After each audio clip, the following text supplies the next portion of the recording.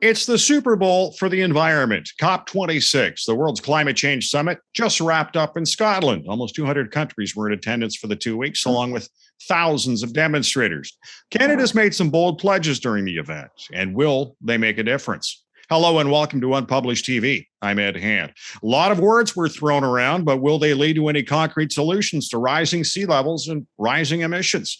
Some of Canada's promises were made by the Liberals during the last election campaign, and it seems Canadians are behind them, according to the latest Leger numbers, which show almost 7 in 10 Canadians support the reduction in oil and gas sector emissions to net zero by 2050. There's also strong support for other Canadian promises at COP26.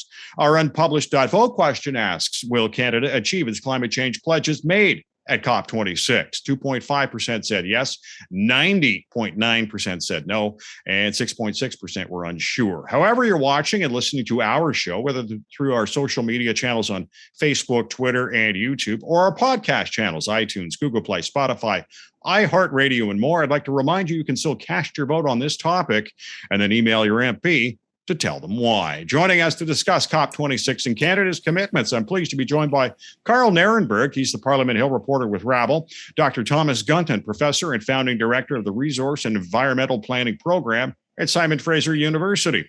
Dan McTagg is the president of Canadians for Affordable Energy, and Eddie Perez is the international climate diplomacy manager at Climate Action Network Canada. And Eddie, we'll start with you. You're in Glasgow, so you were there for the 2 weeks. What was the mood when everything wrapped up yesterday?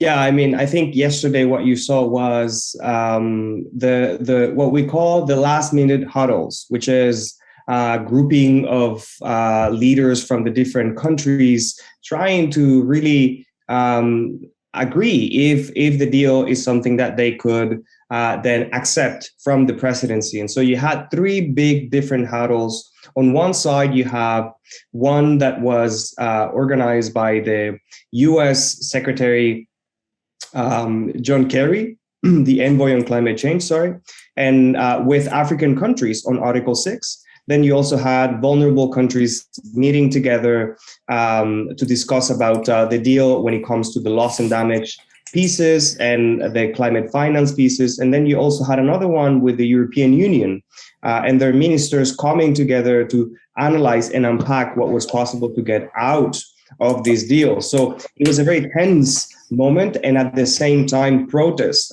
outside of the rooms and outside of the venue, because there were really big concerns about those countries like the United States and EU countries trying to block progress on loss and damage. Tom, it seemed the biggest announcement from Canada made earlier in the week from the Prime Minister was reducing carbon emissions from oil and gas to reach net zero by 2050. How do you do it without devastating provincial economies? Well, yeah, that commitment was made. It's not clear exactly what the commitment is. It was a commitment to cap emissions. The industry itself, of course, a number of the majors have adopted net zero as their goal. So really, it is a longer-term strategy, partly driven by the demand side. The demand for oil is going to be going down as there's a shift to ZEV vehicles. And so the external market forces are really not in favor of oil and gas going forward. And so from Alberta and Saskatchewan's perspective, the question then is, you've got an industry with declining demand. What do you do? Well, we did that in forestry in British Columbia, for example, a huge reduction in employment in forestry. And what's required is a transition strategy to look for alternative areas for growth and to assist workers in industries in that transition. A number of the major oil companies are doing it internationally, BP, Shell, and the Canadian industry has got to follow suit. The one thing you don't want to do is you don't want to use scarce capital dollars propping up a declining industry by providing massive subsidies. And we're certainly doing that right now, some $25 billion in financial support for the oil and gas sector. You're better off taking that funding and using that to help restructure those economies, look for opportunities in lithium, hydrogen, and other areas where growth is going to occur, as opposed to trying to prop up a declining sector. So you need what we call a just transition rational transition, but we will never meet our targets if we don't reduce production in the oil and gas sector. And the International Energy Agency, every forecaster is telling us demand for oil and gas is going down significantly. We got to recognize that and work with that. Dan, on the other side of the coin, though, how do you transition from fossil fuel investment to renewable investments? Well, I think you have to look at the renewables that work and those that don't. The ones that don't, well, just look at the UK today. Wind, when it's not blowing, is not very effective. Solar, when there's not enough sun. But we do have experience in this country with various other forms of renewable energy, and we've done very well at it. And it's not something new. You think, for instance, of hydroelectric for the province of Ontario, Quebec, Newfoundland, Manitoba, British Columbia, and of course, my favorite, nuclear, which I know isn't something that a lot of people want to discuss. It tends to be the elephant in the room, but it's the one certainly that provides clean, abundant, reliable forms of energy. Building it may be very expensive. As to the issue of fossil fuels themselves and hydrocarbons, they're ubiquitous. And if anything, if I'm looking at BP's statistical information just last week, we're back to where we were pre-pandemic in terms of consumption. And there isn't likely to be a leveling off, at least for the next 10 to 15 years. As I like to say, you can't build an EV, being from the old auto manufacturing sector, without plastics, without lithium, without cobalt. All these things need to be extracted, or normally extracted through fossil fuels. And they run on rubber tires and they run on asphalt. So, the idea that somehow you can wish these things away and hope that they go away, I think is perhaps a little is a little excessive. More importantly, the world wants more of Canada's clean energy, as opposed to the narrative that suggests that it doesn't. The only problem we have, of course, in this country is getting our product to market, and the many organizations that are devoted to making sure that doesn't happen. We don't see that, by the way, in many other nations, those that tended to have a real problem at COP26 with the proposals as a whole.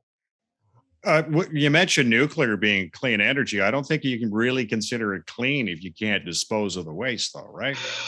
Well, I lived in Pickering for 19 years. You've got encased nuclear spent rods sitting on the docks in front of the nuclear reactor there since 1970.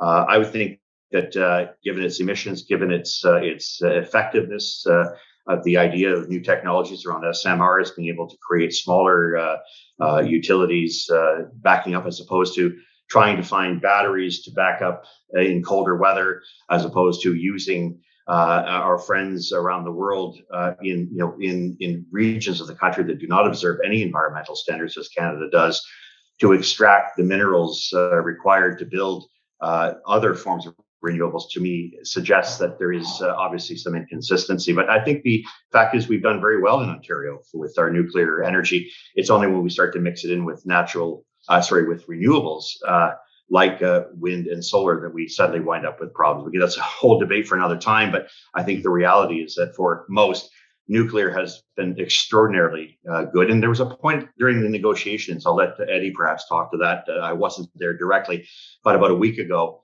where in fact natural gas and nuclear were seen as clean and potential breakthroughs for other countries to adopt in order to get to the next level.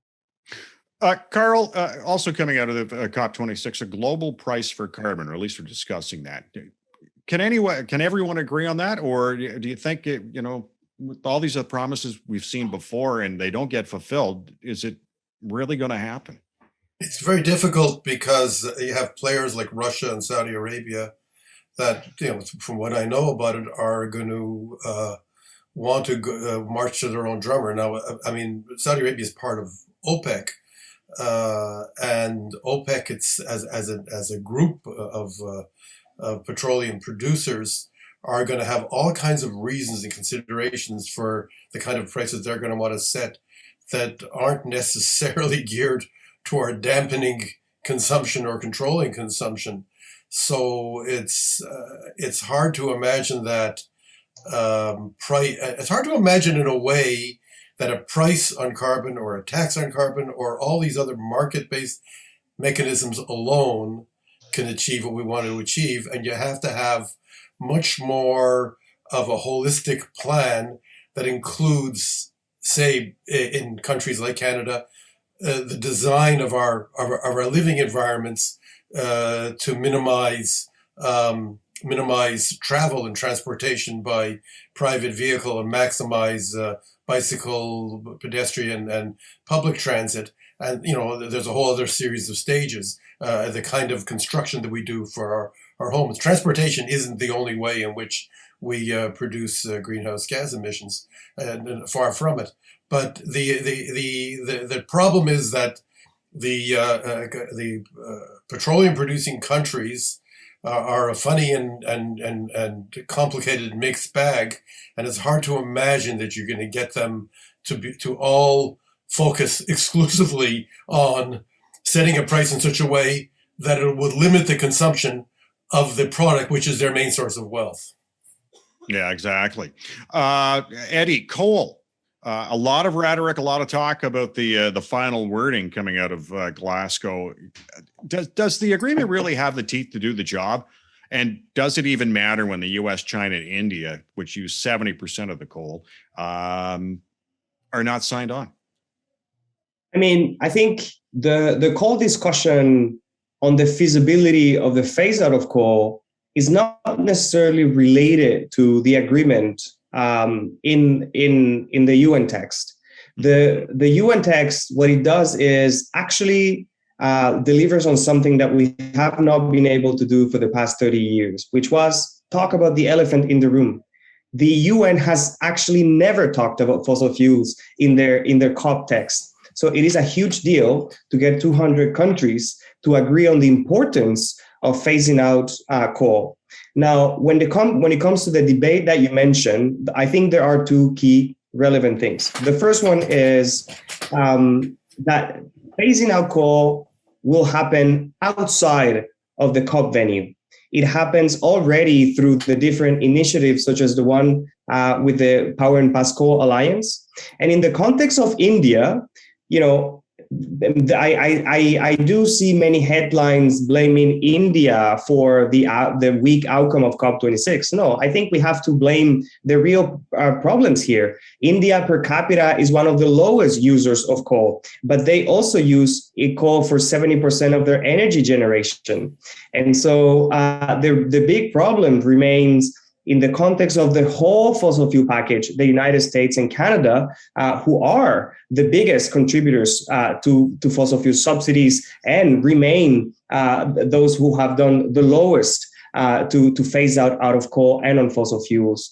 And in this case, I feel that what we need to look at in this context is what India committed to when it comes to 2030 targets. They have one of the most incredible renewable energy targets, but they will only be able to transition if there is financing available for that transition to happen. And we saw a couple of deals at COP26, for example, for South Africa to do a transition rapidly. That as Tom said earlier, a managed decline and a just transition, that only happens if there are resources available for these countries to do so.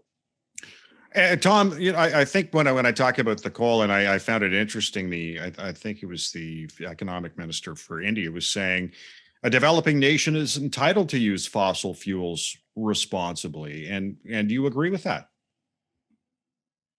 Well, yes and no.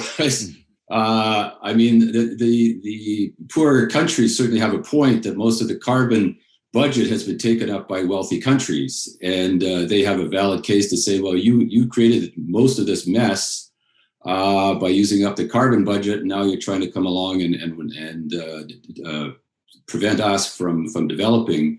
The other side, though, is that the renewables and other forms of energy are certainly a lot more economic than some of the coal expansions and or continuation of existing coal even that's going on. So these countries are able to leapfrog if they provide, as Eddie says, if we provide them with the financial support and technological help, they can leapfrog the carbon era and go into lower cost sources of energy, which is actually going to make them better off over the long run, and of course save the world. I just come back to a point also Dan raised on oil. Dan mentioned the BP report coming out and saying, well, oil consumption is back to what it was. Well, that's true. It's going back, but it's that short-term perspective which we got to get away from. You've got to look at the longer term. And if you look at the International Energy Agency, if you look at BP's forecast, there is no question that we're going to see a significant decline in the demand for fossil fuels, particularly oil. Like IEA is forecasting a 50% decline. The car industries are adopting ZEV mandates themselves, and some of them going to 100% ZEV by 2035. So there's a huge shift away from oil. And we can ignore that. If you ignore that, you ignore it at your peril. You've got to recognize where the markets are going, and you've got to work with that. And as Eddie's saying, we've got to think about having a just transition and looking at other growth opportunities. And the worst thing we could do, and we're doing it right now to some degree, is pumping scarce capital back into sectors where the demand is declining. That's a recipe for long-term economic decline.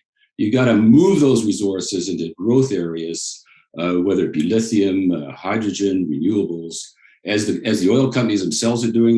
And the International Energy Agency said the only oil companies that are going to survive are the ones like Shell and BP, which actually undertake this transition to reinvent their companies, to look at whether the growth sectors are going, and it's into clean energy and other kinds of activities and away from the declining demand for oil. What do you think, Dan? You talk about the short term that Tom brings up about getting back to the levels pre-pandemic, but when you look long term, is the demand there? Do you agree the demand is going to be there or no? I think you'll see, and Tom would probably agree that after I made the statement about this coming back to normal, that eventually we would see these things. I think the time frame is a little different, and different simply because I think there's a difference between reality and I think aspirational. The IEA, for instance, last May was saying we should stop producing no more production of fossil fuels. Only 2-3 weeks later, its executive director, Fatih Birol, coming on bended knee saying the world needs to produce more. Look, I think we have to recognize that what we saw during the pandemic in terms of the demand drop is not and does not constitute in many respects what we're going to see for the foreseeable future.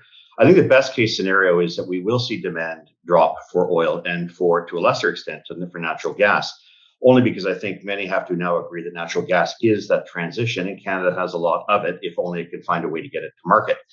But I think the more fundamental part, I think, for us is to recognize the significance of how you're going to have the trade-off. So you have this, 4 million barrels a day produced at $80 a barrel. How do you make up the loss in revenue? Why? Because the federal government, municipal governments, provincial governments cash in about anywhere from $10 to $25 billion, depending on the value of oil and natural gas every year in revenue. So this narrative that has gone out saying, with all these subsidies, the fossil fuel industry is bunk, and to a large extent needs to be addressed because, frankly, from my perspective, unless we're talking about changing the income tax system and benefits that go to all businesses, if we're going to basically hive off and say one industry shouldn't get it, well, maybe we shouldn't stop at the oil and gas sector. Maybe we should go talk about the aeronautics, the aviation industry in Montreal. But I guess there's a political side to that. I'll put on my old political cap. Good luck with that, because you'll lose Montreal in a heartbeat. Generally speaking, though, I agree with Tom. There will be that drop. But even if we were to remove every single vehicle in the world and turn them into, as I mentioned earlier, zero emission vehicles, you still require a significant amount of processing of hydrocarbons to make those vehicles a reality. Even when your batteries, even if they're made here, the extraction process, or whether they're made in China, worse, you have products that are being made in environmental conditions that are not sound at all. So I agree with the notion that the third world is saying, or the developing world is saying, hey, you've had your good time. It's time for us to do the same. When 1% of the world is consuming or creating 1/3 of all of the emissions, there is an argument to be said about the need for countries like Canada, the United States, the UK. Many of us have done very well to start sharing that. That's, I guess, I suspect why India wanted $1 trillion and didn't get it. Carl, the Global Financial Alliance for Zero, and obviously former Bank of Canada Governor Mark Carney announcing that last week during the beginning of this COP26, $130 trillion committed. Now, that's a big number, but is this more shock and awe, or do you see that it's actually going to work? It could help reduce climate change? I think we have to remember, I think the figure of $130 trillion is the combined collective assets of these companies. So that's not the amount that they've committed to any particular goal. And this is all, when you talk about aspirational, this is like uber aspirational, because this is all a voluntary agreement among companies in many, many different jurisdictions to vague ends. I mean, nobody's going to be looking over their shoulders and seeing what they actually do, how they actually invest their money, what they get out of them, what they get into. And again, I think it is part of the, misguided dream that we can use all these invisible hand of the market mechanisms without the intrusion of big brother government to achieve these goals. I'm just really dubious of that. I mean, even Mark, it's totemic of the difficulties and of how problematic it is that Mark Carney, as he was taking some kind of stipend from the UN and acting on behalf of the UN, is also an executive of one of the companies that is in itself party to the deal. I mean, imagine having that kind of. I mean, we wouldn't allow a finance minister in Canada to also be a vice president of one of the major banks, and yet there he is brokering an agreement, but also representing and concerned with the narrow self-interest of his own company. And these corporations, the financial corporations especially, they're about one thing and one thing only: is that despite everything else they do, their bottom line and their profits. Just think of individually how often any individual investor may encounter a conversation with their investment counselor where they say, I want to be ethical, I want to be green. And then the investment counselor says, okay, do you want to realize half the return or almost zero return, or maybe lose? Because if you want to realize good returns, you can't tie my hands behind my back and say, and impose these other requirements on me, because then you're going to come back and complain, how come my portfolio is not growing and my neighbor's portfolio is growing? So it's a problematic idea, certainly better than nothing, but nothing is nothing. So it's not much better than much else than nothing. Eddie, and you had brought this up earlier when we were talking about coal, and it's about richer countries contributing to poorer countries to help them reduce their emissions and get their projects underway. Again, we've had that come forward with richer nations saying they are going to fund that. But can that kind of donation be tracked? Can we see the results of it? That kind of a thing? Yeah, it can be tracked, and there are many ways to do it. The way it happens in the climate financing mechanisms through the OECD, who has a database to show how much funding Canada delivers to this country and this country. And so, I mean, in the context of this COP, Canada actually put forward $1 billion for the next 5 years for the first time for just transition efforts. So there is a way to track it within the OECD moving forward. But I want to move back to what Carl was saying, because that is true. G funds and this notion about the financial sector coming into the COP and announcing climate pledges is problematic for 3 reasons. The first one is because they bring in the credibility of the financial sector, but it's not all actors that are part of this commitment. So it's some of them. It is an important set of assets, but the commitment is actually based much more on net zero pledges, where you have not too much accountability, to say the least, maybe zero accountability. And their portfolios, some of them that have not committed to taking them out of oil or coal or fossil fuels globally. And so from these two perspectives, this G-Funds announcement actually brings much more uncertainty towards the transition than anything else. And that is why at COP26, G-Funds got completely blasted by the media and by experts who analyzed these commitments and just looked at the loopholes that Mark Carney was bringing in through this mechanism.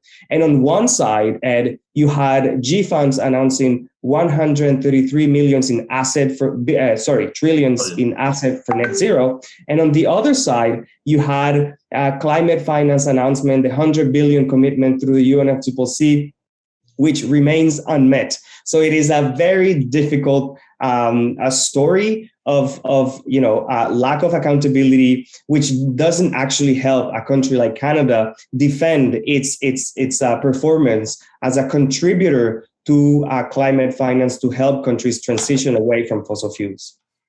Tom, another pledge was halting deforestation. We saw that before in Paris, and countries have missed those targets. I'm wondering, is there a credibility gap between actions and words? Well, yeah, absolutely. There's a huge credibility gap. So, if you look at the analysis of the pledges to date, of the policies in place to date, we're warming to 2.7 degrees. The targets that were submitted were warming to 2.1 degrees. So even if we met those targets, which we were unlikely to do, we're still way over where we are in Paris. And it's interesting to return to Canada for a moment, because Canada, in many ways, is a microcosm, is a test case, because of being a wealthy country with the technology and a huge public support for taking action to address climate change. If we can't do it here, boy, we're in rough shape. So if you take a look at Canada, our commitments, now we've committed to a 40 to 45% reduction by 2030, net zero by 2050. And let's look behind those. There's no plan for the 2050 net zero. The plans we have in place are not going to achieve the 40 to 45%. And then we look at things like our zero emission vehicle targets. There's no legal mechanism in place to achieve that 100% ZEV target by 2035. There's no targets for heavy duty vehicles in place. So on a number of scores, we have not in Canada have a plan in place to achieve the targets that we've submitted to COP26. And so if Canada can't do it, if we've had trouble meeting our targets, and we certainly have, our ambitions have not gone down despite all of the rhetoric, and we don't have plans in place to achieve the targets we've set, we've got a lot of work to do, Ed, and we've got to roll up our sleeves and get at it quickly. Well, that's the thing I'm kind of wondering about. You talk about all these things, or at least the Canada is talking about all these things they want to do. But if you're going to lay out a target, you would think you'd have a plan to get to there, as opposed to just make a promise and then try and put it together later. Dan, you think that's part of the credibility gap too? Yeah, I'm with Tom on this. I think that is the challenge. You need to demonstrate, and I think we've seen this happen time and time again, where a pledge is made before the actual numbers are out there. And I think the government has a significant amount of work ahead of itself to try to make those numbers square to reach those targets. Look, there's this whole thing we call in the process. Carl knows this better than I do. When you pass legislation, you have ideas. You have the RIAS, the responsibility, not the responsibility, but the when you pass and promulgate laws, you want to make sure that there's a regulatory impact analysis on every one of the legislation you're passing. You have to look at that cost benefit analysis. Not only is what Tom's saying correct, because we don't have a plan, I don't think Canadians have really felt what that plan might be in terms of the totality of the displacement of jobs. We know it's going to happen in the oil sector. We know that there could be a substantial drop, as I've mentioned earlier, in federal government, provincial and municipal government funding. We also know that it's going to take a lot more creative funding. From where it's going to come, I don't know, in order to bring about these new technologies, if in fact they are to exist and to be able to displace anytime soon. Numbers of $2 trillion to realize net zero by 2050 is not a small number. And so I think where we have to, the government has to come out with a credible, achievable, realistic plan, and it has to demonstrate and back up what it has said at Glasgow. Otherwise, it's unfortunately, for lack of a better expression, a lot of hot air. Well, folks, a great discussion once again on COP26. Our guest today on Unpublished TV, Carl Nierenberg, Parliament Hill reporter with Rabble. Dr. Thomas Gunton is professor and founding director of the Resource and Environmental Planning Program at Simon Fraser University. Dan McTagg is the president for Canadians for Affordable Energy, and Eddie Perez is the international climate diplomacy manager at Climate Action Network Canada. Coming up on the next Unpublished TV, why so much angst over mandatory vaccines for healthcare workers? Hope you can join us. Thanks for watching Unpublished TV. Stay safe. I'm Ed Hand.